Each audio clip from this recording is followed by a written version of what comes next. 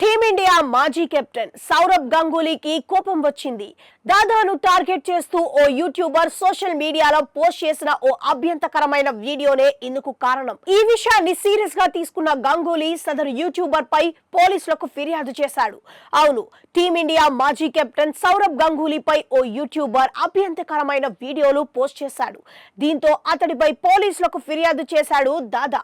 కాగా గంగూలీపై ఇలా అభ్యంతరకరమైన వీడియోలు పోస్ట్ చేసిన యూట్యూబర్ పేరు మృణ్మయ్ దాస్ అని తెలుస్తోంది.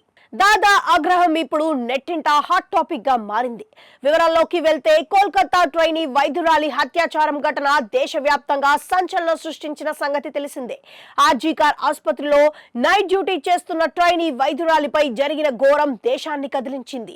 ఈ సందర్భంగా ఆమెకు మద్దతుగా కోల్కతాలో జరిగిన క్యాండిల్ లైట్ ప్రొటెస్ట్ లోనూ దాదా పాల్గొన్నారు.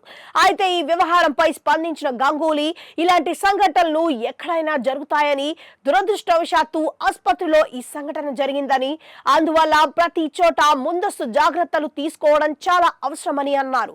దీంతో ఈ వ్యాఖ్యలు తీవ్ర దుమారం రేపాయి. ఈ వ్యాఖ్యలపై ట్రోలింగ్స్ మొదలయ్యాయి. దీంతో గంగూలీ స్పందించాడు. తన వ్యాఖ్యల్ని మీడియా తప్పుగా అర్థం చేసుకుందని వివరణ ఇచ్చాడు.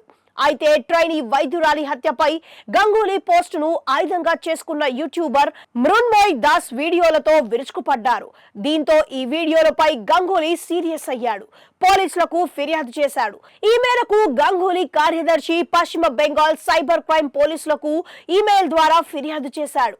ఈ సందర్భంగా మృణ్మయ్ దాస్ అనే వ్యక్తి సౌరవ్ గంగూలీని ఉద్దేశించి సోషల్ మీడియా ప్లాట్ఫామ్ లో ఓ వీడియోని పోస్ట్ చేశాడని, గంగూలీ ప్రతిష్టకు హాని కలిగించే పదజాలం ఉపయోగించి అవమానకరమైన వ్యాఖ్యలు చేశాడని పేర్కొన్నాడు. ఈ వీడియోలో గంగూలీపై దాడి చేయడమే కాకుండా ప్రతి వ్యక్తికి దక్కాల్సిన గౌరవానికి భంగం కలిగించేలా వ్యాఖ్యానించారని పేర్కొన్నారు.